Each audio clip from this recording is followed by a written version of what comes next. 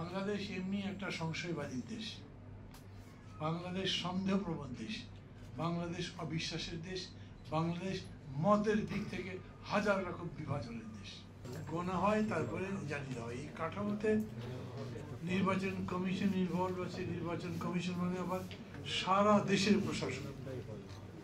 5 জন commissioner মানে নির্বাচন commission না, এটা একেবারে তৃণমূল পর্যায়ে, যেখানে একটা চৌকিদার পর্যন্ত ডিউটি করে, সেটাও এই কাঠামোর মধ্যে। পুলিশ ব্যবস্থা পুরোটা নির্বাচন ব্যবস্থার মধ্যে থাকে। আর্মি পার্সিয়ালি থাকে, বিজিবি পার্সিয়ালি থাকে, কোনো কোনো ক্ষেত্রে তারা স্ট্রাইকিং ফোর্সের জায়গায় যায়। মানে এই সবগুলো মিলে কি কাঠামো? তাহলে আপনারা যে আলোচনাগুলো করেছেন সেগুলো মেবি পরিকাঠামো বলবো, পরিকাঠামো বলবো, কিন্তু ওইটাই যে কাঠামো এরকম না। আর কাঠামোগত সংস্কারের খুব বড় আলোচনা, খুব বড় কেন, তেমন ব্যাপক আলোচনাই আমি আজ পর্যন্ত শুনিনি। যারা নির্বাচন ব্যবস্থার সংস্কারের উপরে পড়াশোনা করছেন, প্রস্তাব তৈরি করছেন, সেগুলো দেবেন।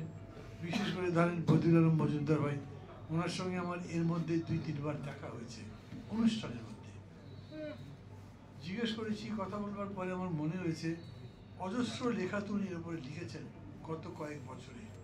এই লেখাগুলোর বাইরে খুব কিছু তার প্রস্তাবনার মধ্যে নাই। ধরে নেন, আমি যদি এরকম আপনাদের বলি, কি এক্সপেক্ট করেন? খুবই চমৎকার একটা নির্বাচন হবে। এখন তো জবাব একসাথেই দিতে পারবেন না। নিজের মনকে জিজ্ঞেস করেন, এক্সপেক্ট কি করেন? খুবই চমৎকার একটা নির্বাচন হবে, যেই নির্বাচনে আমরা সবাই যারা অংশ নেব তারা শতকরা 100% সন্তুষ্ট হতে পারবো। বাংলাদেশ এমনি একটা সংশয়বাদীর দেশ, বাংলাদেশ সন্দেহপ্রবণ দেশ, বাংলাদেশ অবিশ্বাসের দেশ, বাংলাদেশ মতের দিক থেকে হাজার রকম বিভাজনের দেশ। অনেক বড় বড় গুণ আছে আমাদের, সেটা আমি বলছি না, কিন্তু আমাদের দুর্বলতার কথাগুলো বলছি।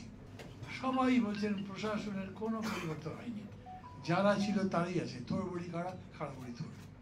পুলিশের মধ্যে এমন কোনো পরিবর্তন হয়নি। যারা পালিয়ে গেছে, ফিরে আসেনি, তারা তাদের জায়গায় আপনি নতুন লোক দেবেনি। কিন্তু সেইখানে গুণগতভাবে খুব ভালো কিছু দিয়েছেন।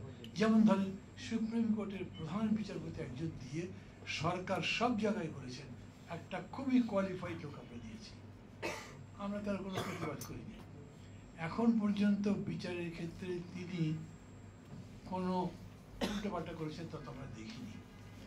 আর উল্টোপাল্টা করবার মতো পরিস্থিতি তার হয়েও নি সম্ভবত, যদিও আমি একদম নিশ্চিত নই তার যে কয়টা জাজমেন্ট দেওয়া হয়েছে তার মধ্যেও কেউ বিতর্ক টিতর্ক করতে পারবে কিনা, হয়তো করেন। ধরেন জয় বাংলা নিয়ে তো একটা বিতর্ক হতেই পারে, জয় বাংলা নিয়ে আমাদের বিতর্ক ছিল না। এইরকম জাজমেন্ট, কোনো মামলার ক্ষেত্রে জাজমেন্টের ব্যাপারে তারা কোনো কিছু বলেননি। কিন্তু এটা ঠিক, বিচার ব্যবস্থার পরিকাঠামোর মধ্যেও দখলদারিত্ব চলেছে, এখনো চলছে। জিজ্ঞেস করেন তত্ত্বাবধায়ক সরকারের কাছে, মাফ করবেন, অন্তর্বর্তী সরকারের কাছে, তারা বলবেন যে কি করবো, এটাই তো আছে, আমরা তো এগুলো বদলাবার লোকই তো পাচ্ছি না। 15 বছর ধরে তারা আছে, তার মানে সেটা যে বদলেনি সেটা তারা নিজেরা স্বীকার করছে। এবং এই বদলাবার কোনো পদ্ধতি বা কিছু যে তারা এখন চিন্তা করছে, এরকম কিন্তু না, নতুন কিছুই না, এইটা নিয়েই তারা এই কাজটা করবেন বলছেন।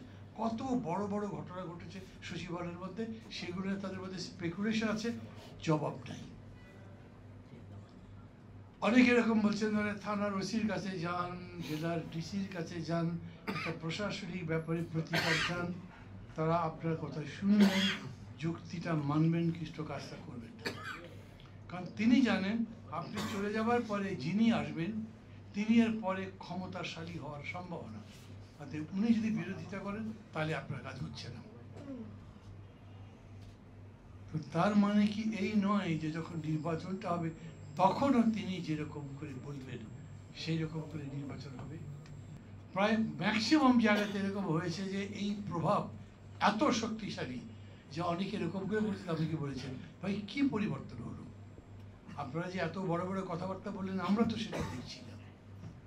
এটার প্রভাব নির্বাচন ব্যবস্থার উপরে পড়বে না? আপনাদের কি হতাশ করে ফেলছি, নিরুৎসাহিত করে ফেলছি?